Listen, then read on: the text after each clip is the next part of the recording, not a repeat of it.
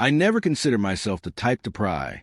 Never once felt the urge to go through her messages. I trusted her. Wasn't that supposed to be the foundation of love? But something felt strange that night. She was in the kitchen, humming softly as she made tea. Her phone lit up on the counter. I happened to glance at it. Just once.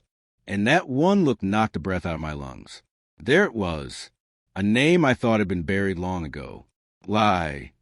The same ex she once described as a closed chapter. The one she claimed had taught her everything she didn't want in a man. The man she swore she had healed from. Yet here he was, glowing on her lock screen. 8:43 p.m. And just like that, something cracked inside me. I stood there frozen, staring at her phone like it was the last piece of us I'd ever recognize. She walked in carefree, still humming some tune. I smiled, because pretending felt easier than breaking down. I didn't ask about the message, didn't accuse her, didn't make a scene. I vanished.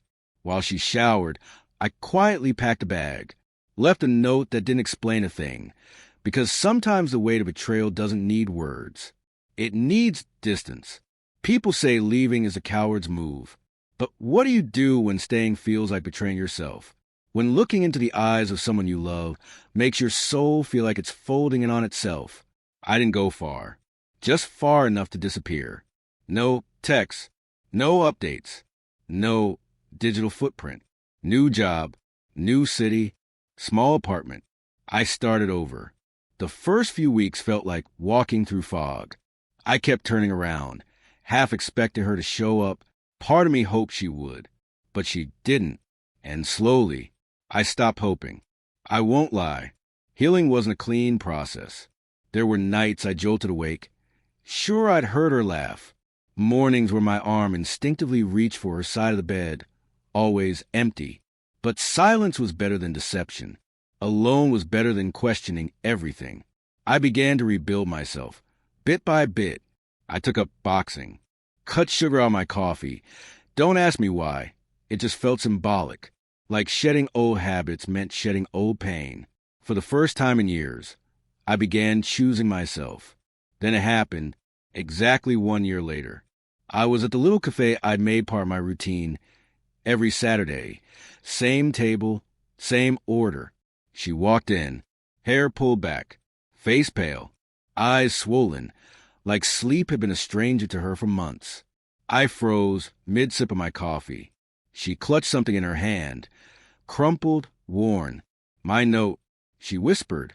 I've read this 1,000 times. Didn't wait for permission. Sat across from me, her fingers trembling. I deserved worse, she said quietly. I was stupid. I was weak. And I lost the only person who ever really saw me. My jaw tightened. My heart wanted to scream, but my lips stayed shut. She slowly pulled out her phone, unlocked it, opened the messages, showed me the thread. One text. Just one. From Eli. She never responded. I should have told you, she said. I didn't want you to think I still had feelings. I didn't. I just froze. I scrolled through the message. She was right. She hadn't replied. Not once. I didn't know what to feel. An entire year of silence. And she hadn't done what I thought she had. Guilt twisted in my stomach. But I remembered something crucial. She didn't lie with words. She lied by staying silent. I waited, she said, her voice breaking. Every day I searched for you. Called our friends. Checked flights, hospitals, everything. She paused. Tears streamed down her cheeks. But you disappeared, like I never existed. And I wanted to scream, because that's exactly how I felt the night I saw that text. Like I never existed.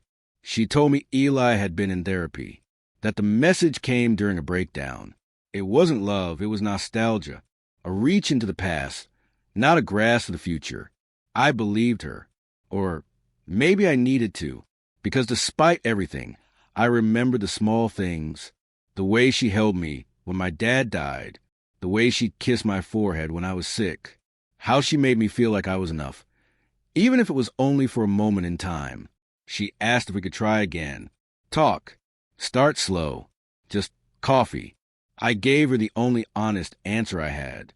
I don't know. How do you restart something that stopped breathing a year ago? How do you rebuild trust with someone whose silence hurt more than a lie? She nodded, didn't cry, didn't plead. I'll wait, she said, even if it takes years. This time, I won't run. Then she stood. No dramatic exit. Just the quiet sound of the cafe door chiming behind her. I sat there for what felt like hours. The coffee had gone cold. My mind drifted through old memories. Our laughter, our fights, our balcony nights. The way our mornings used to begin in silence and warmth. I didn't know if I wanted her back, but I knew one thing for sure. Her eyes hadn't changed. And yet, they were different. They looked like mine now. Worn, unsure, human. A little more broken. Maybe two broken people don't complete each other. But sometimes they understand each other in ways no one else ever could. If this feels familiar, if you've ever loved deeply, lost painfully, and learned something to wreckage, just remember, not all love stories are tidy. Some are quiet. Some pause halfway through. Some take longer to reach the end. This might be one of those. Or maybe it already was.